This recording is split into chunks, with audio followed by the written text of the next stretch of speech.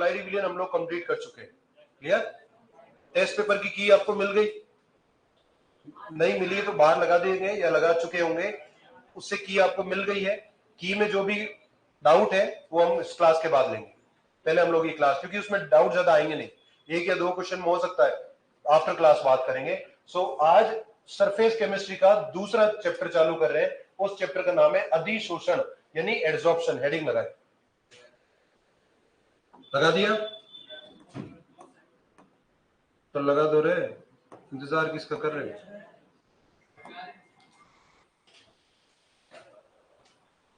Done. चल अब समझते हैं अधिशोषण। देखो कुछ बहुत सारे शब्द ऐसे हैं जो सिमिलर है। एक आया अधिशोषण, एक आएगा अवशोषण, एक आएगा विशोषण, एक आएगा शोषण। सोचो आपका कितना सारा शोषण होने वाला है इन शब्दों के द्वारा। अभी करते हैं, वन बाय वन को निपटाते हैं। पहला ही टॉपिक क्या हो गया है? अधिशोषण। देखो अधिशोषण का बहुत सिंपल सा टर्म है, जैसे मैं एग्जांपल देता हूं। ये मान लो आपके पास में कोई एक सतह है, इसको मैं मान लेता हूं अधिशोषक। ये क्या है? अधिशोषक। अधिशोषक वो होता है जिसकी सतह पर कोई चीजें आके आके चिपकने लगे। और मैं मान लेता हूं कि जो चिपकने वाली चीजें हैं वो ये रही, छोटे छोटे कण। मान लेते हैं ये हो सकता है गैस हो, ये हो सकता है द्रव हो, ये हो सकता है कोई ठोस भी हो। तो ये हमने मान लिया है अधिशोष्य। इसका नाम क्या होता है? अधिशोष्य। और ये दोनों आपस में मिलकर देखो कर क्या रहे, ये रही वो सतह अधिशोषक की, और ये जो अधिशोष्य है, ये देखो छोटे छोटे कण जो है वो आके इसकी सतह के ऊपर चिपक गए हैं क्या? बिल्कुल। ये सतह के ऊपर इन अधिशोषियों का जमना ही अधिशोषण कहलाता है। इस प्रक्रिया को क्या बोलते हैं आप? अधिशोषण। तो क्या ये केवल सतह पे होती है क्या? बिल्कुल। इसे बोलती है पृष्ठीय प्रक्रिया। केवल ये पृष्ठ पर हो रही है, केवल ये सतह पर हो रही है। क्लियर? लिखेंगे,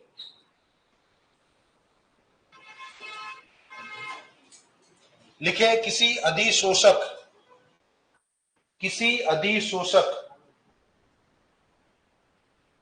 किसी अधिशोषक की सतह पर,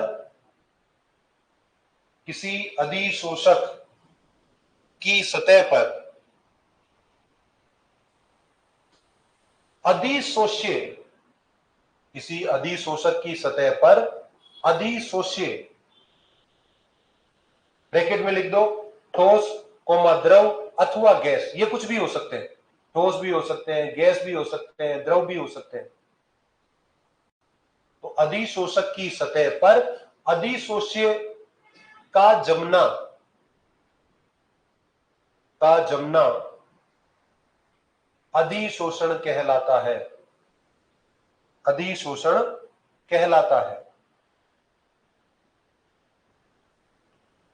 अधिशोषण कहलाता है। नेक्स्ट लाइन में लिखो अधिशोषण एक, अधिशोषण एक पृष्ठीय अथवा सतही, पृष्ठीय, अधिशोषण एक पृष्ठीय अथवा सतही प्रक्रिया होती है। ये मैंने यहां लिखा हुआ, पृष्ठीय अथवा सतही प्रक्रिया होती है। इस लाइन को इंपॉर्टेंट करना कि अधिशोषण पृष्ठीय होता है। अब ये डायग्राम बना लो एक बार।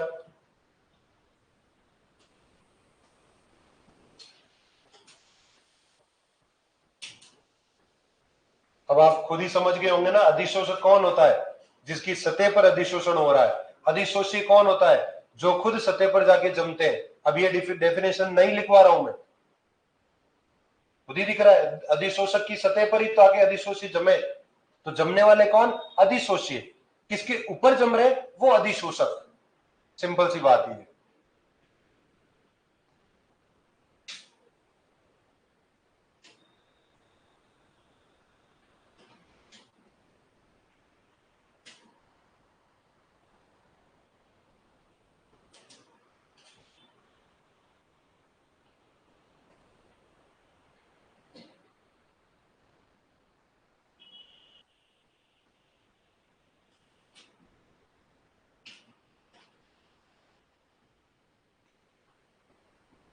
अब इनके उदाहरण देखते हैं जिससे आपको पूरा का पूरा अधिशोषण समझ में आ जाए।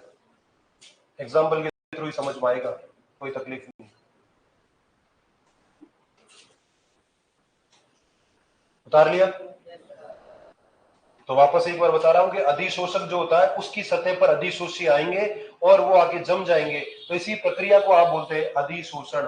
आपको अगर कोई पूछे अधिशोष्य कौन होते हैं, वो होते हैं जो किसी अधिशोषक की सतह पर आके जम रहे, चिपक रहे, इन्हें तो बोल दिया अधिशोष्य। और जिस सतह पर, इसकी सतह पर ही तो आगे जमे, तो जिसकी सतह पर आके जमे उन्हें क्या बोलते हैं, अधिशोषक। क्लियर? चल अब एग्जांपल देखता हूं, उदाहरण।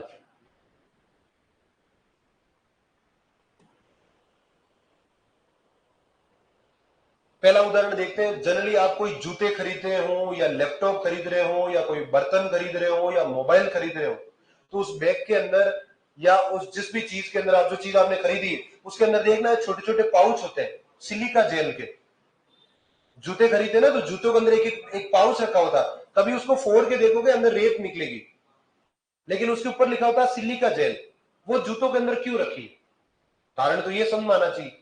तो देखो, हो सकता है जूते कहीं दूर से आ रहे हो, मुंबई से डिलीवर हो रहे हो या फिर बेंगलोर से आ रहे हो, तो उस ड्यूरेशन में हो सकता है कहीं बारिश हो रही हो, कहीं कुछ भी हो रहा हो, तो जूतों के अंदर आर्द्रता नहीं चली जाए।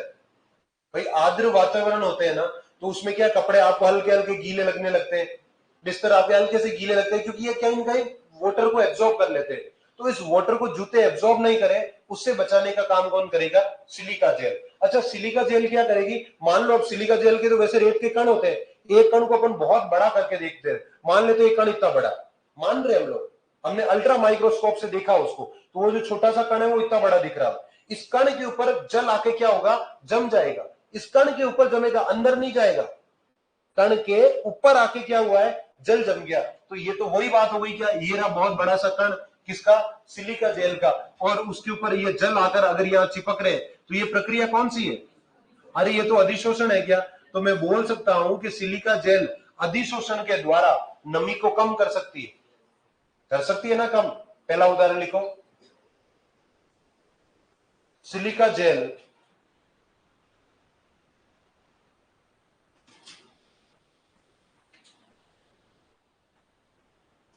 अधिशोषण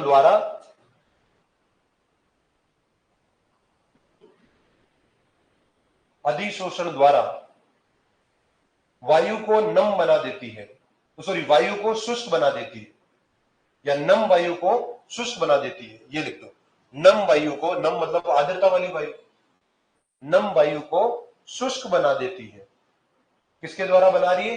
अधिशोषण के द्वारा। कौन कर रहा है? सिलिका जेल काम कर रहा है। क्लियर हुआ? अगला देखते हैं हम लोग। नेक्स्ट में ले लेता हूं, जैसे चारकोल है। चारकोल क्या होता है? राख होती है, कुछ भी नहीं।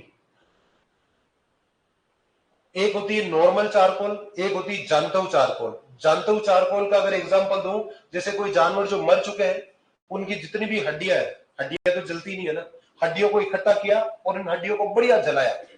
जलाने के बाद जो भी पार्ट मिला उसको किसी चीज में पीस दिया, और पीस के जो पाउडर बनाया उससे बोलते हैं जानतव चारकोल। इस जानतव चारकोल को पहले उपयोग करते थे शक्कर को सफेद बनाने का। आपको पता है शक्कर किससे बनेगी? गन्ने के रस से। और गन्ने का रंग सफेद तो होता नहीं रस का, तो फिर हमें शक्कर एकदम सफेद कहां से मिलती है? तो उस मिक्सचर में जो भी गन्ने का रस है जिसको उबाल रहे हैं, उबालते वक्त जानतव चारकोल डाल देते थे। जानतव चारकोल क्या करता था? उस गन्ने के रस का रंग तो अपने ऊपर अधिशोषित करवा देता, और बाकी जो लिक्विड है वो नीचे रह जाता। फिर उसको छान लेते थे, तो छानने के बाद रंग रंग तो रहा चारकोल पर, और नीचे एकदम प्योर क्रिस्टल क्लियर वाटर नीचे आ गया, और वो फाइनली क्या बन जाती थी? शक्कर। इसलिए गांव में बड़े बुजुर्ग देख लेना, वो आज भी शक्कर नहीं खाते। वो बोलते हैं ये तो जानवरों की हड्डियों के द्वारा सफेद रंग लाए, तो इस शक्कर को हम नहीं खाएंगे। वो गुड़ खाते हैं, या खांड, नाम सुना होगा आपने, है ना, जो गुड़ से ही बनती है, जो पीसी हुई शक्कर होती है जिसको बोलते हैं, उसका उपयोग करते हैं गांव वाले ज्यादातर। बट अब इस जानतव चारकोल का उपयोग बंद कर दिया गया, इसलिए टेंशन लेने की जरूरत नहीं, जो भी शक्कर खा रहे बेफिक्र होकर खा सकते हो। क्लियर? अगला लाइन में लिखे, नेक्स्ट लाइन में लिखेंगे, गन्ने के रस का गन्ने के रस का रंग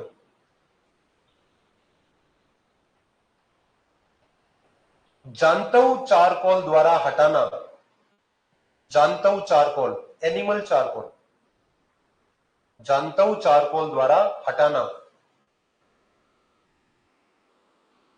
अधिशोषण का उदाहरण है, अधिशोषण का उदाहरण है।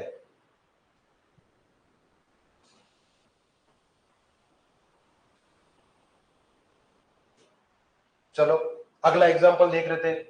आपने देखा होगा ज्यादातर केस में कोई ये देखते हैं बियर ग्रिल, एक बंदा है डिस्कवरी पे आता है जो जंगलों में चला जाता है और बड़ा कैसी भी जगह हो वह खाना खा लेता, पानी पी लेता, अजीब सा आदमी। जब उसको पानी नहीं मिलता तो अपना मूत्र ही पी लेता। बियर ग्रिल करके एक बंदा है जो डिस्कवरी पे आपको जनरली ऐसे मिलते हैं। वो खुद भी बोलता है कि ये वाले इवेंट्स आप घर पे ना करें।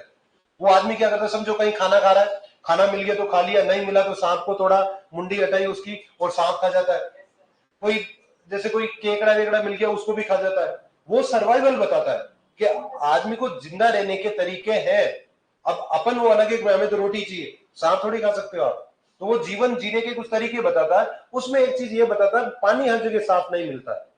तो वो क्या करता है, ज्यादातर केस में जहां नदी का पानी बह रहा हो तो वहां क्या करता है, मोजा खोलता है और पानी को मोजे के द्वारा छान के पी लेता है। और सोच के कितना गंदा लग रहा है कि मोजे के द्वारा पानी छान के पी रहा है। वो बोलते पी लो। इसी केस में एक और उसने बताया था कि अगर आपको लग रहा है कि पानी कुछ ज्यादा ही गंदा है, इतना गंदा है कि मोजे से छानने के बाद में भी वो सफेद नहीं हुआ या क्लियर नहीं हुआ, अभी भी एकदम गंदा नाली जैसा पानी दिख रहा है, तो उसको साफ करने का तरीका क्या है? आप रात को सोओगे तो आग तो लगाओगे, आग लगाओगे तो जो राख होती है ना, उस पानी के अंदर राख मिला के बढ़िया से घोल दो। अब किसी कपड़े से छान लो तो जो नदी का गंदा पानी था वो राख क्या करती है, उस गंदे पानी का जो गंदा रंग होगा वो तो राख अपने ऊपर अधिशोषित करा लेगी और बाकी बचा हुआ पानी क्या रहेगा, थोड़ा सा क्लियर हो जाएगा। यानी नाली के पानी को अगर साफ करना है, नाली के पानी में हो सकता कुछ कलर हो, मान लेता हूं मिथाइलिन ब्लू गिल गई, एक रंजक है, कल परसों ही पढ़ा था, अरे मैंने कोलाइडिन पढ़ाया था, मिथाइलिन ब्लू एक बेसिक रंजक है। क्या क्षारीय रंजक, क्षारीय है या अम्लीय है? क्षारीय है। तो क्षारीय रंजक जो मिथाइलिन ब्लू है उसका रंग तो ब्लू है। अब पानी के अंदर ब्लू रंग गिर गया है, अब वो पानी आप पी थोड़ी पाओगे, आपको लगेगा पता नहीं कैसा पानी है। आप उसमें राख डाल दो, घुमा दो, छान लो, पानी एकदम क्लियर हो जाएगा। तो मिथाइलिन ब्लू का जो रंग है वो किसने अधिशोषित किया है? चारकोल ने। ये प्रक्रिया भी कैसी है? अधिशोषणी है। चारकोल अपनी सतह के ऊपर रंग को उसको चिपका लेता है, अंदर तक नहीं जाएगा, उसमें सिर्फ सतह के ऊपर आके रंग चिपक जाएगा और पानी साफ हो जाएगा। क्लियर? नेक्स्ट लाइन में लिखेंगे। तो अब वो गंदा पानी बोलूं या मिथाइलिन ब्लू का विलियन बोल दूं, एक ही बात है। देखिए गंदे पानी, गंदे पानी या मिथाइलिन ब्लू के विलियन का रंग, गंदे पानी या मिथाइलिन ब्लू विलियन के पानी का रंग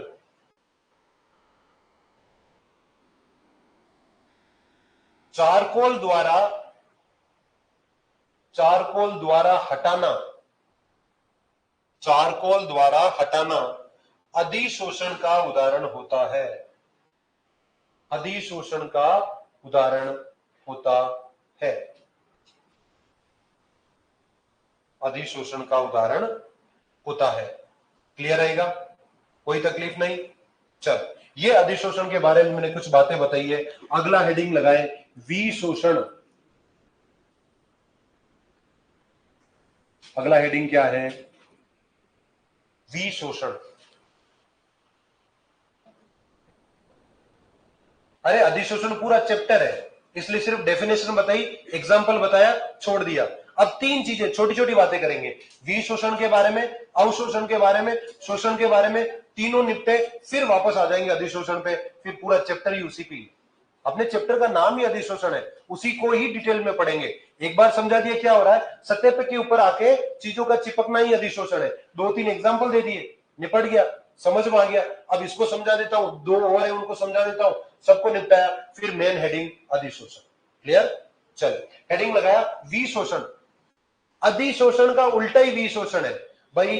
सीधी सी बात है, ये रहा कोई सतह, इसके ऊपर लगे हुए ये कण, तो ये क्या था? अधिशोषण था क्या? अब मैं किसी प्रक्रिया के द्वारा इस अधिशोषक को अलग कर दिया और अधिशोषियों को मैंने अलग कर दिया। इस प्रक्रिया को ही क्या बोलते हैं आप? विशोषण कहते हैं। काम खत्म। लिखे इसमें, लिखे वह प्रक्रिया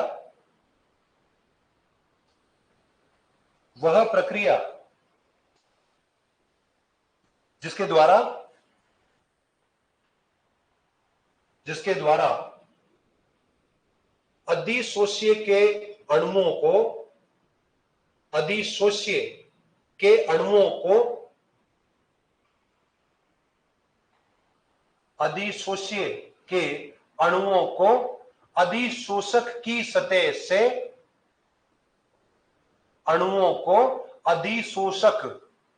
की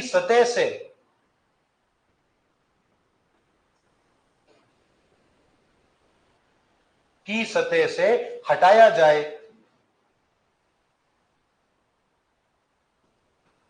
जाए, विशोषण कहलाता है।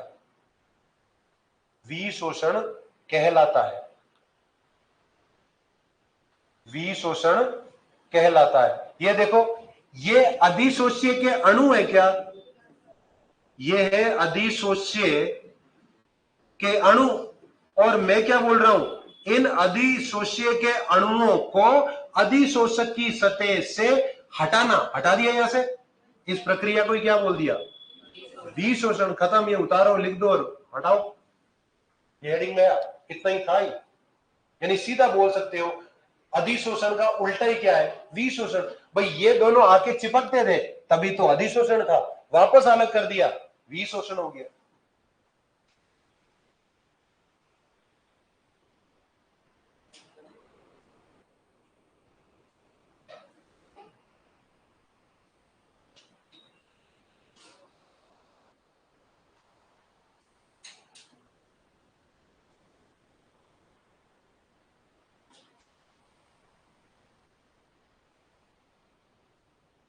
विशोषण, अधिशोष्य के अणुओं को अधिशोषक की सतह से हटाना ही विशोषण कहलाता है। क्लियर रहेगा? कोई तकलीफ नहीं इसमें। अगले हेडिंग पे चलते। अगला हेडिंग लगाएंगे अवशोषण। अगला हेडिंग क्या है? अवशोषण। देखना, पहले समझा देता हूं। ये मैंने लिया है अधिशोषक। ये क्या लिया मैंने? अधिशोषक। और ये मैंने क्या ले लिए? छोटे मोटे टिंडर मिंडर।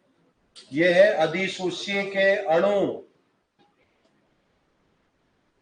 ये है अधिशोष्य के अणु, या मैं लिख देता हूं सीधी अधिशोष्य। अगर ये अधिशोष्य के अणु इस अधिशोषक की सतह पर नहीं, अंदर में चले जाए और यूनिफॉर्मली डिस्ट्रीब्यूट हो जाए, अंदर जाए और एकदम समान रूप से वितरित हो जाए। कैसे? ये देखो, मजे से आराम से समान रूप से वितरित हो गए। कहीं पे सांद्रता कम नहीं, कहीं पे सांद्रता ज्यादा नहीं, मजे से बैठे। ये लो भैया, नीचे ज्यादा हो रहा है क्या? ये लो, चल मार रहे हैं। इसी को ही क्या बोल दिया? अवशोषण। यानी अधिशोषण और अवशोषण में फर्क क्या है? अधिशोषण में केवल सतह पर काम हो रहा है, अवशोषण पे सतह पर नहीं, अंदर। इसे ही बोलते हैं अवशोषण। क्लियर रहेगा? बिल्कुल।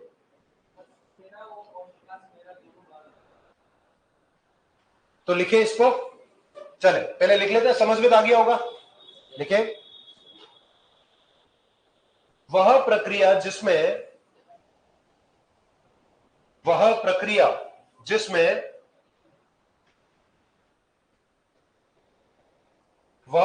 जिसमें अधिशोष्य के अणु, वह प्रक्रिया जिसमें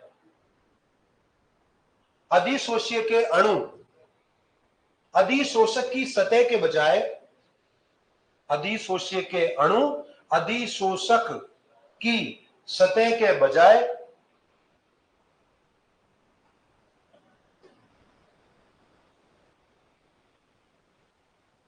सतह के बजाय अंदर, बजाय अंदर। अब ये अंदर वाला पार्ट है, इसको इंग्लिश में बोलते हैं बल्क, BULK।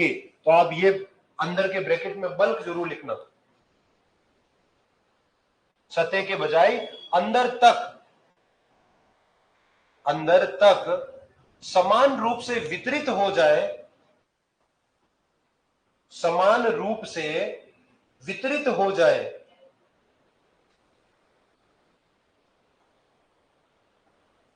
तो वह अवशोषण कहलाता है। तो वह अवशोषण कहलाता है। अरे बहुत आसान है।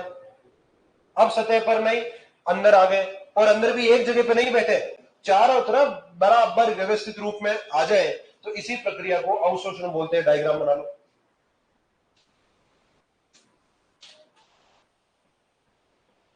अब इसके एग्जांपल दे देता हूं और तुलना कर लेते हैं अवशोषण और अधिशोषण कब और कैसे होते हैं।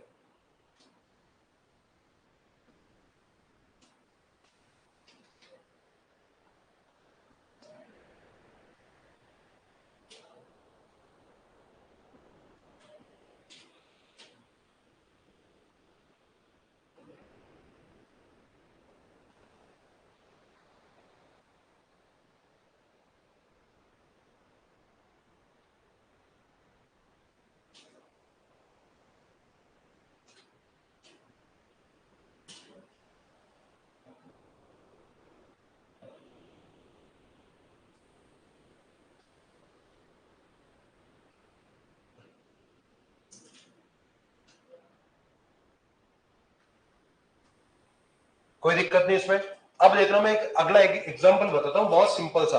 मान लो इसके अंदर कोई स्याही रखी हुई, लाल रंग की या ब्लू रंग की, जो भी है। मैंने एक चौक ली और इसके अंदर डाल दी, डाल के वापस निकाल ली। जैसे ही मैंने निकाला तो जितना, मान लो ये पूरी चौक है और मैंने सिर्फ इतना सा पार्ट इंक में डाला, तो मुझे बताओ ये पार्ट पूरा का पूरा ब्लू हो जाएगा क्या? बिल्कुल। अब मैं क्या कर रहा हूं, इस चौक को जहां से ब्लू है बीच में से तोड़ रहा हूं, अंदर देखूंगा तो ब्लू थोड़ी मिलेगा। इसका मतलब ब्लू रंग केवल सतह पे चिपका हुआ था क्या? तो ब्लू रंग का चौक की सतह पर जमना अधिशोषण है या अवशोषण है? अधिशोषण है। लेकिन जब मैंने चौक तोड़ी ना, अंदर अंदर से गीली मिली। अरे चौक तो गीली होगी, स्याही तो गीला कर देता है ना, तो गीली तो हो गई वो। इसका मतलब जो स्याही का विलायक था वो विलायक अंदर तक गया है क्या? तो स्याही का विलायक जो है वो अंदर तक चले जाना तो है अवशोषण। लेकिन स्याही का जो रंजक है, जो रंग है, वो सतह पर चिपक जाना क्या है? अधिशोषण। क्लियर हुआ? क्लियर रहेगा ना? चल एग्जाम्पल लिखेंगे, उदाहरण। उदाहरण लिखे, लिखे चौक को स्याही में डालने पर, चौक को स्याही में डालने पर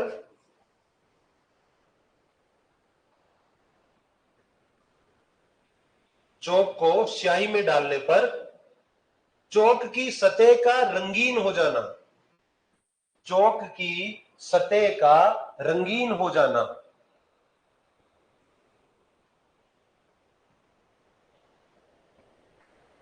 अधिशोषण है, जबकि अधिशोषण है जबकि चौक का गीला हो जाना, भाई चौक अंदर तक गीली मिलती है आपको, चौक का गीला हो जाना अवशोषण है।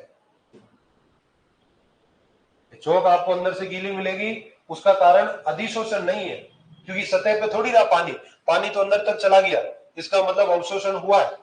अगला एग्जांपल देखो।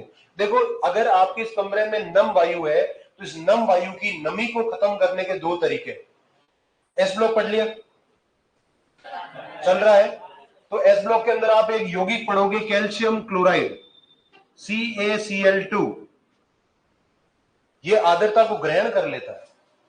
और अभी एक मैंने और पढ़ाया सिलिका जेल, सिलिका जेल भी आर्द्रता को कम कर रहा है क्या? तो कौन कैसे कम कर रहा है उस पे आओ। देखो मैं मान रहा हूं कि यहां पे है नम वायु। नम वायु को आप आर्द्र वायु भी बोल सकते हो। इसके अंदर क्या है? पानी तो है भाई। अब अगर नम वायु में आपने रखा है सिलिका जेल, क्या रख दिया आपने? Silica gel. तो सिलिका जेल इस नमी को कैसे कम करती है मैं बताता हूं। ये तो रहा सिलिका जेल, और ये रहे जल के कण। तो जल के कण क्या करते हैं? इस सिलिका जेल के सतह पर आके चिपक जाते हैं, और जब ये सतह के ऊपर आके चिपके तो क्या नमी कम हो गई? हवा क्या हो गई? शुष्क हो गई। तो हवा शुष्क हो गई। कारण क्या है बताओ? हवा शुष्क हो गई, उसका कारण क्या था? अधिशोषण। तो सिलिका जेल ने क्या काम किया? अधिशोषण का काम किया। अब देखना दूसरा, भाई मेरे पास सिलिका जेल अवेलेबल नहीं था, तो मैंने क्या कर दिया? सिलिका जेल की जगह पे मैंने ले लिया एनहाइड्रस कैल्शियम क्लोराइड।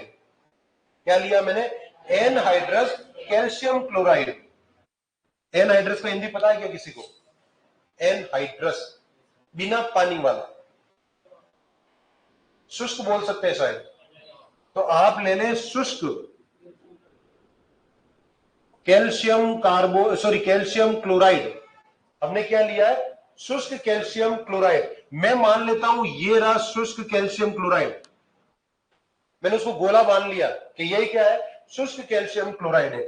इसको क्या बोला हमने? शुष्क कैल्शियम क्लोराइड। सिलिका जेल कौन है? ये रहा व्हाइट वाला। तो सिलिका जेल जेल जब था, पानी के अणुओं को ऊपर चिपका दिया। क्या क्या हुआ? अधिशोषण। लेकिन हवा तो शुष्क हो गई।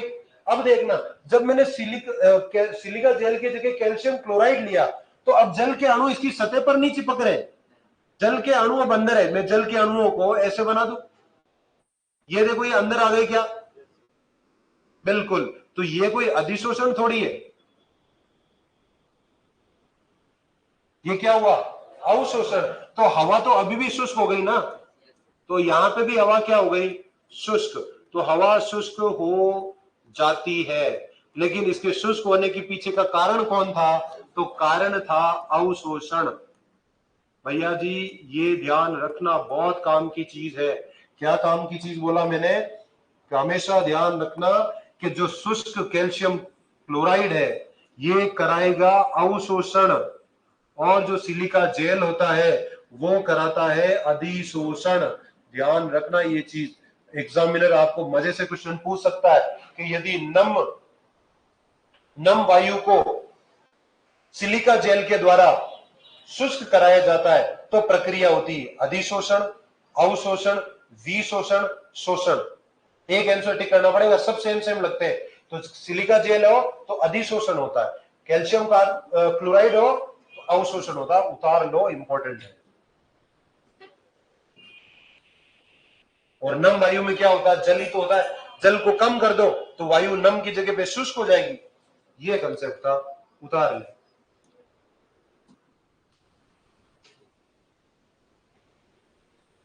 तो मैंने दो एग्जांपल आपको अवशोषण और अधिशोषण के एक साथ दे दिए। एक चौक वाला दे दिया और एक ये वाला दे दिया।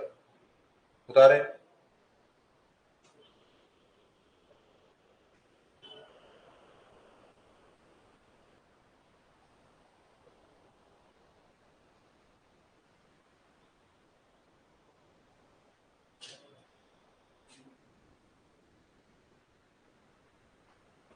अरे यहां तो कोई तकलीफ तो नहीं है, बहुत इजी चैप्टर चल रहा है। अधिशोषण सतह पर हो रहा है, अवशोषण सतह पर नहीं होता। ये एक बल्क प्रक्रिया है, समझ गए होंगे। एक लाइन लिखवा दूंगा मैं, यह एक बल्क प्रक्रिया है।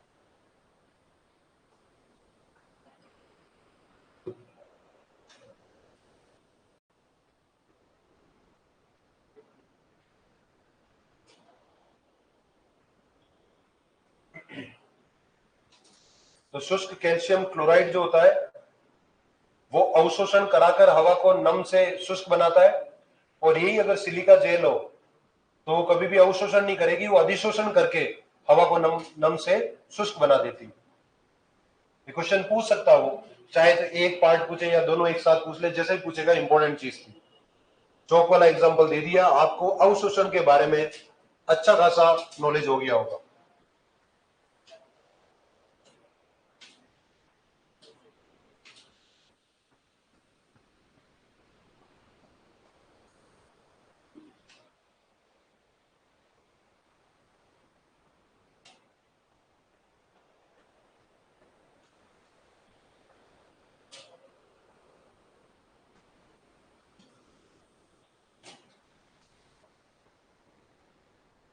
उतारा क्या? नेक्स्ट एक पॉइंट लिखवा दूं भाई, वो सतही प्रक्रिया थी, वो पृष्ठीय प्रक्रिया है, ये पृष्ठीय प्रक्रिया नहीं है, ये बल्क प्रक्रिया है। अब बल्क का एग्जैक्ट हिंदी क्या है? हो सकता है सहनती हो, मैं नहीं कह रहा हूं, मुझे श्योर नहीं है, सहनती। तो जब मुझे श्योर नहीं है तो मैं एक बार के लिए जो करेक्ट वर्ड है बल्क, मैं इसी नाम से लिखा रहा हूं, हिंदी जब पता पड़ जाएगी उस पर हिंदी लिख देंगे। पॉइंट लिखे, अवशोषण एक बल्क प्रक्रिया है, BULK, बल्क प्रक्रिया है। बल्क का मतलब अंदर तक पानी जाएगा या अंदर तक गैसें जाएगी, सतह पर नहीं रहेगी। अवशोषण एक बल्क प्रक्रिया है, अवशोषण एक बल्क प्रक्रिया है। अगला हेडिंग लगाएं। अब कोई बड़ा हेडिंग नहीं है, बहुत छोटा सा हेडिंग है, एक लाइन का हेडिंग है, और वो है शोषण। हेडिंग क्या है? शोषण।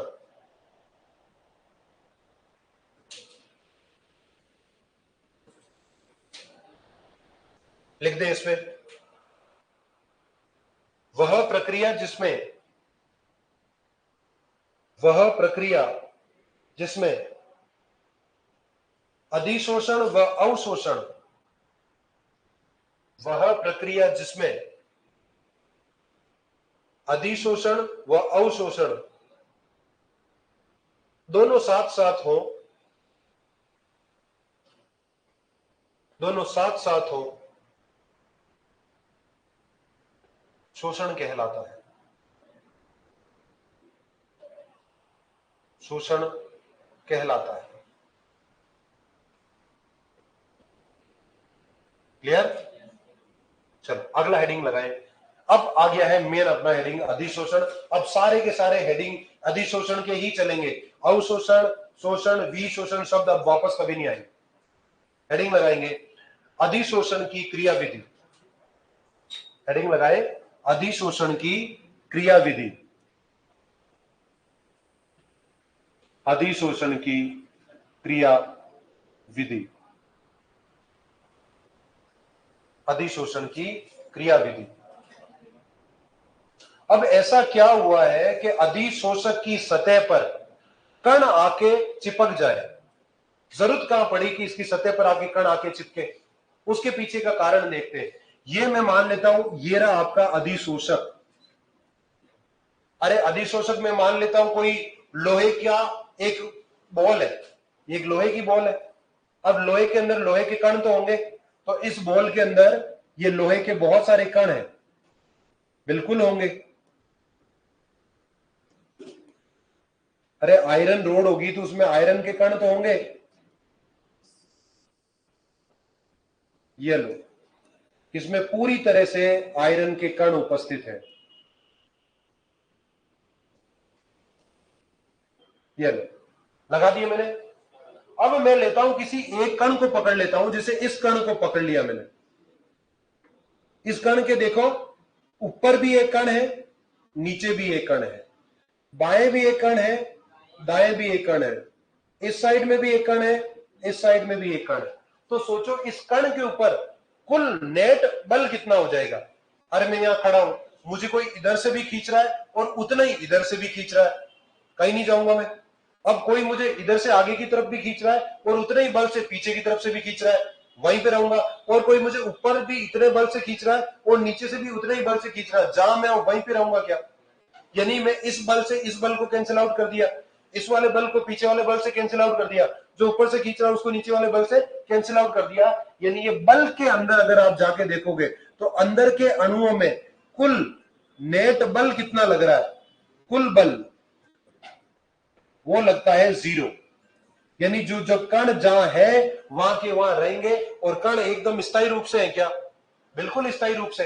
अब आ जाओ इन कणों के ऊपर जो सतह के ऊपर उपस्थित है, ये रहा सतह के ऊपर उपस्थित, ये सतह पे मान लो, ये सतह ऐसी मान ली, ये कण यहां रहा।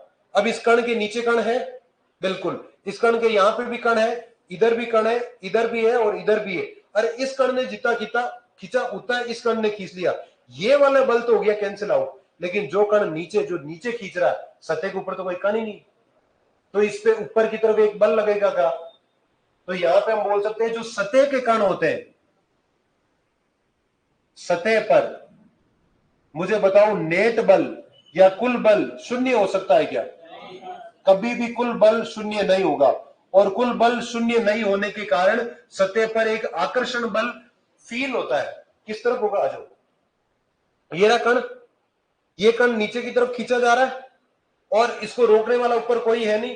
तो जो सोचो जो कण सबसे सतह पे खड़ा है उसको नीचे से खींचे जा रहे हैं। अब ये कण बोल रहा है मैं नीचे गिर जाऊंगा, मान लो मैं यहां खड़ा हूं और कोई मुझे पीछे से खींच रहा है, तो मैं तो पीछे की तरफ चला जाऊंगा ना। लेकिन अगर मेरे सामने कोई लड़के खड़े हो, मैं हाथ पकड़ लूंगा उनका, तब मैं वहां रुक सकता हूं।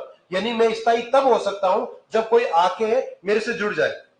तो जो सतह के कण होते हैं वो स्थायित्व कम रखते हैं, कारण ये होता है कि इनका नेट बल 0 नहीं है। नेट बल 0 नहीं होने के कारण ये बाहर के कणों को अपनी तरफ खींचेंगे कि कोई मुझे पकड़ लो वरना मैं नीचे गिर जाऊंगा, पीछे की तरफ चला जाऊंगा। तो इसलिए बोलते हैं कि अधिशोष्य के कण आके सतह पर क्यों चिपके, क्योंकि सतह पर नेट बल शून्य नहीं था। अंदर क्यों नहीं गए, अंदर बोल रहे हम तो वैसे ही पहले से स्थायी, तुम क्या कर रहे हो अंदर, निकलो बाहर, भगा देगा ना। तो अंदर अधिशोष्य के कण क्यों नहीं घुस पा रहे, उसका कारण यही हो रहा है कि अंदर वाले कण पहले से स्थायी, तो अंदर उनको घुसना ही नहीं दे रहे। बाहर आकर क्यों चिपक रहे हैं, क्योंकि बाहर कुल बल क्या है, शून्य नहीं है, एक आकर्षण फील होगा, ये आकर्षण ही अधिशोषण का कारण होता है। क्लियर, लिख दे लाइन, लिखे किसी अधिशोषक के भीतर, किसी अधिशोषक के भीतर, भीतर के ब्रैकेट में कर देना बल्क, हम बल्क की बात कर रहे हैं, बल्क BULK।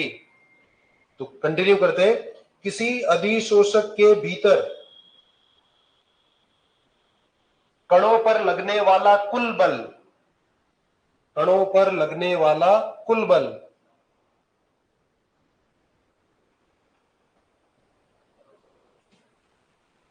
कणों पर लगने वाला कुल बल शून्य होता है, शून्य होता है, जबकि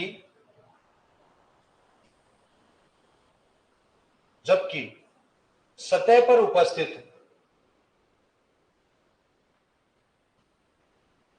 जबकि सतह पर उपस्थित कणों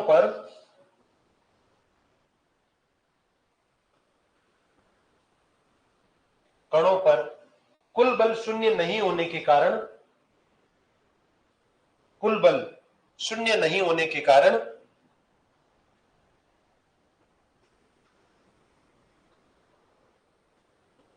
एक आकर्षण बल उपस्थित होता है, एक आकर्षण बल उपस्थित होता है, और इसी बल के कारण अधिशोषण होता है, और इसी बल के कारण अधिशोषण होता है। तो अधिशोषण का कारण क्या था, वो आकर्षण बल ही था जो शून्य नहीं हो पाया था ना, उसी के कारण आके कण इसकी सतह के ऊपर आके जमते जाएंगे और अधिशोषण हो जाएगा। क्लियर रहेगा, कोई तकलीफ नहीं इसमें, आगे बढ़ जाए। चल, ये डायग्राम बनाने की आवश्यकता तो नहीं है, बनाना चाहो तो बना लो, क्योंकि यहाँ पे जो कण था इस पे तो शून्य हो गया, इस कण के ऊपर इधर और इधर की वजह से तो शून्य है, लेकिन जो नीचे की तरफ खींच रहा है इसकी वजह से शून्य नहीं हो पाया। तो अगर बना लो तो बना लो, वरना आगे चलते हैं नेक्स्ट हेडिंग पे, और वो है अधिशोषण की ऊष्मा गतिकी।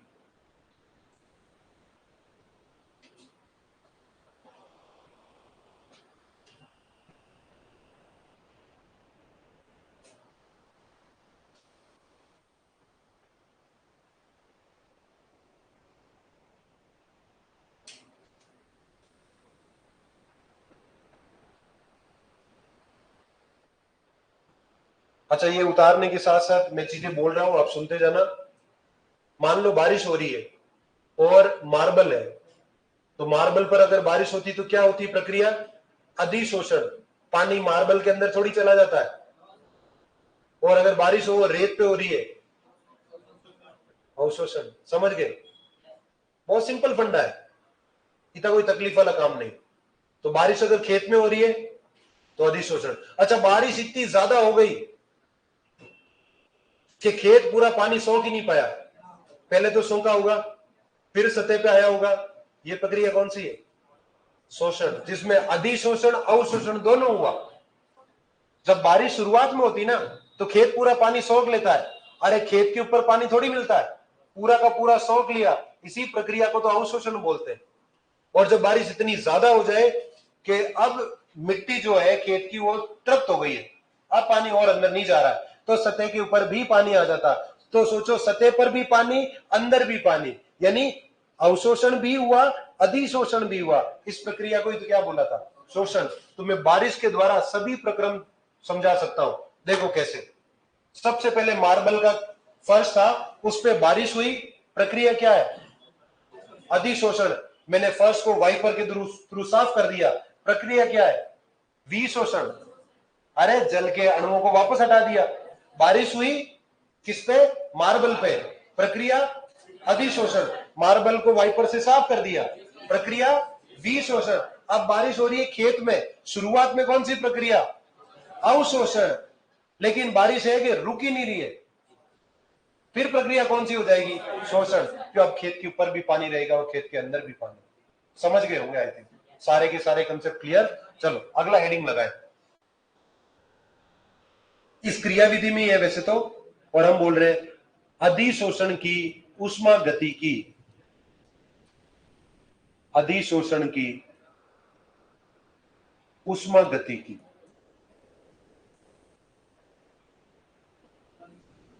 ऊष्मा गतिकी का मतलब होता है थर्मोडायनेमिक्स।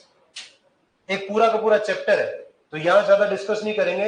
यहां जो काम के 3 पॉइंट है वो तीनों पॉइंट लिखवा देता हूं वन बाय वन। अच्छा, मुझे एक चीज बताओ, ये सरफेस के ऊपर एक आकर्षण बल था, कोई तत्व आके जुड़ेंगे, तो जुड़ेंगे तो हो सकता है कोई आकर्षण बल न्यूट्रलाइज हुआ, बंद बना। बंद बनने पर तो ऊर्जा बाहर निकलती, और ऊर्जा बाहर निकलने को क्या बोलते हैं? ऊष्माक्षेपी प्रक्रम। और ऊष्माक्षेपी प्रक्रम के लिए डेल्टा एच क्या होता है? नेगेटिव। समझदार हो? पहली पॉइंट लिख लो, फिर ये तो पता ही आप सबको। लिखे, अधिशोषण एक ऊष्माक्षेपी प्रक्रम होता है। अधिशोषण पहला पॉइंट है, अधिशोषण एक ऊष्माक्षेपी प्रक्रम है। आपने शायद ये पीरियोडिक टेबल में पढ़ा होगा। इलेक्ट्रॉन एफिनिटी एक ऊष्माक्षेपी प्रक्रम होता है। अरे क्लोरीन को जब इलेक्ट्रॉन मिलता है, क्लोरीन बहुत खुश होता है और खुश होकर आशीर्वाद दे देता है। वो आशीर्वाद देना मतलब ऊर्जा देना ही, तो क्या था? इलेक्ट्रॉन एफिनिटी थी। लेकिन सोडियम को बोलो इलेक्ट्रॉन पकड़ ले, नहीं पकड़ता। फिर सोडियम को एक थप्पड़ लगाते, फिर वो इलेक्ट्रॉन दे देता। आपने ऊर्जा खर्च करी तब इसने इलेक्ट्रॉन निकाला, इसे बोलते हैं आयनन ऊर्जा। तो आयनन ऊर्जा ऊष्मा शोषी है, लपड़ लगाई तो इलेक्ट्रॉन दिया, उल्टे काम है। चल वो समझ गए होंगे, आपने पीरियोडिक टेबल पढ़ा हुआ। मेरे काम का क्या था? अधिशोषण होने पर बंद बना, ऊर्जा बाहर निकली, ऊर्जा बाहर निकली, ऊष्माक्षेपी। तो मैंने लाइन लिखी है, अधिशोषण एक ऊष्माक्षेपी प्रक्रम है, अर्थात डेल्टा एच बराबर नेगेटिव। इसको डब्बे में बंद करो भाई। अब आपको पता पड़ गया अधिशोषण के लिए डेल्टा एच क्या होगा? नेगेटिव, सदैव, हमेशा। डेल्टा एच क्या रहेगा? नेगेटिव। अब क्वेश्चन पूछेगा अधिशोषण के लिए डेल्टा एच होता है धनात्मक, ऋणात्मक, शून्य, कुछ भी। काय को कुछ भी ऋणात्मक होता है, खत्म। अगला पॉइंट लिखे, नेक्स्ट पॉइंट नंबर 2 लिखे, अधिशोषण एक स्वतः प्रक्रम है। अधिशोषण एक स्वतः प्रक्रम है। भाई ऐसा होता है क्या, खेत में बारिश हो रही है और बारिश की बूंद जैसे ही खेत पे आके गिरी, आपने बारिश को धीरे से बोला बेटा बाहर नहीं रुकना, अंदर जाना, फिर वो अंदर जाएगी। आप बोलते हो क्या कान में, या फिर रेत को बोलते हो क्या इसको अंदर तक जाने देना यार, अपना ही दोस्त है, फिर रेत बोलती चल चल ठीक है अंदर जा। ये अपने आप होता है, आपको कुछ करवाना नहीं होता। अच्छा फर्श पे पानी गिर रहा है, वो अपने आप आके एक लेयर बना देता है क्या, ये काम तो अपने आप हो रहा है, आपको बाहर से बल लगाने की जरूरत नहीं। तो जो काम अपने आप होते हैं, इसके लिए एक वैज्ञानिक आए थे गिब्स, गिब्स आके बोलता है जो काम अपने आप होते हैं उनके लिए डेल्टा जी माइनस होना चाहिए। तो आप क्या बोल दोगे, आपने लिखा रखा है अधिशोषण एक स्वतः प्रक्रम है, अर्थात डेल्टा जी बराबर नेगेटिव। इसको भी डब्बे में बंद करो और एक तारा लगाओ, आसान हो गया, दोनों नेगेटिव नेगेटिव। तो अधिशोषण एक स्वतः प्रक्रम है, अर्थात डेल्टा जी नेगेटिव होगा। तीसरा पॉइंट आओ, देखो तीसरा पॉइंट है अव्यवस्था। अभी एकदम सिस्टमेटिक बैठे हैं, चार चार बच्चे आराम से बैठे हैं सिस्टमेटिक मैनर में, कोई तकलीफ नहीं, यहाँ कोई बीच में लौट थोड़ी रहा है जैसे गधे लौटते हैं, रात में कोई नहीं लौट रहा है, चुपचाप बैठे हो।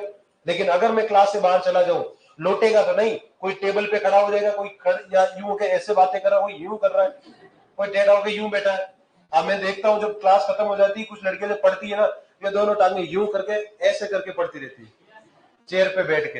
हाँ लड़के भी करते हैं, डोंट वरी, पता है मुझे।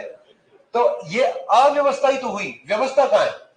अभी सिस्टमेटिक है क्लास, बढ़िया व्यवस्था है क्या? तो जब व्यवस्था अच्छी होती है तो उसको बोलते हैं एंट्रोपी अच्छी होना।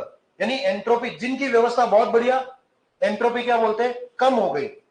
जहां जैसे अभी आपकी अच्छी व्यवस्था इस क्लासरूम की, कोई पूछ लेना एंट्रोपी कितनी है, बोल देना बहुत कम है, शून्य या नेगेटिव में।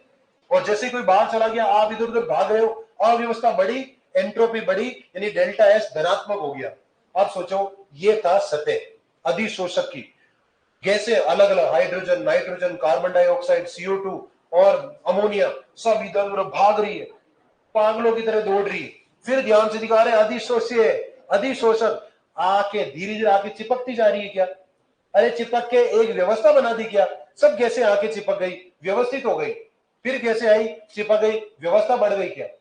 तो अधिशोषण के दौरान व्यवस्था बढ़ती जाती है, यानी अव्यवस्था में कमी आती है, और अव्यवस्था में कमी आने का मतलब एंट्रोपी में कमी आती है, और एंट्रोपी में कमी आने का मतलब डेल्टा एस में कमी आती है, और कमी आने का मतलब डेल्टा एस क्या रहेगा, ऋणात्मक। हमारे तो मजे हो गए, तीन ही चीजें और तीनों ही ऋणात्मक है, रट भी लेंगे और कंफ्यूजन भी नहीं, क्योंकि तीनों के तीनों नेगेटिव है। तीसरा पॉइंट लिखो, लिखो अधिशोषण के दौरान, अधिशोषण के दौरान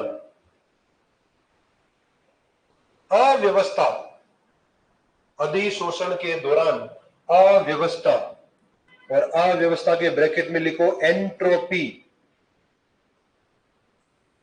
अधिशोषण के दौरान अव्यवस्था, और अव्यवस्था के ब्रैकेट में क्या लिखा, एंट्रोपी। अच्छा शब्द ये, अव्यवस्था तो कोई भी यूज कर लेता, आपकी मम्मी भी बोलेगी अरे अव्यवस्था मत फैलाओ, लेकिन एंट्रोपी कभी यूज नहीं करेगी वो। आप जाके घर पे अगर कुछ चीजें बिखरी हुई हो, बोला मम्मी क्या लगा रही है, एंट्रोपी बढ़ा दी आपने कमरे की, तो उनको लगेगा लगता है इसके ऊपर भूत का साया है, ऐसे शब्दों का उपयोग क्यों कर रहा है, चीजें तो सिर्फ बिखरी हुई थी, उसमें एंट्रोपी कहां से आ गई? एंट्रोपी ही बिखरी हुई चीजों को बोलते हैं। चल क्या बोला मैंने, अधिशोषण के दौरान अव्यवस्था में कमी आती है, अर्थात डेल्टा एस नेगेटिव होगा, अर्थात डेल्टा एस नेगेटिव। ये लो भैया काम हो गया, ये तीनों चीजें याद कर लेना, थर्मोडायनेमिक्स खत्म हो गई यहां इस चैप्टर के लिए, खत्म। तीनों जो गोले हैं ना, इनके ऊपर तारे लगा देना, याद रखना इनको। डेल्टा एच पूछे नेगेटिव रहेगा, डेल्टा एस पूछे नेगेटिव रहेगा, डेल्टा जी पूछे नेगेटिव रहेगा। आसान हो गया, सारे ही नेगेटिव है, तीन है और तीनों ही नेगेटिव रहते हैं, तो एटलीस्ट कंफ्यूजन का कोई चांस नहीं। वो चाहे तो यूं पूछ सकता है अधिशोषण के दौरान डेल्टा जी और डेल्टा एच तो ऋणात्मक रहते हैं, लेकिन डेल्टा एस धनात्मक होगा, तीनों ही धनात्मक होंगे, तीनों ही ऋणात्मक होंगे, कोई कुछ भी हो सकता है, तीनों ही ऋणात्मक होंगे। समझ गए हो? अगला हेडिंग लगाए, टाइम नहीं हुआ है। लेकिन टाइम थोड़ा आगे बढ़ा दिया जाएगा। चलो हेडिंग तो लगा ही लो, इतना ही पढ़ते हैं। चलो हेडिंग लगा दो, अधिशोषण के प्रकार। अधिशोषण के प्रकार। हाँ थोड़ी सी क्लास लेट स्टार्ट हुई, जो हम चाह रहे थे उतना हो नहीं पाया, बट ठीक है, इनफ है, कोई इश्यू नहीं। चलो मिलते हैं कल।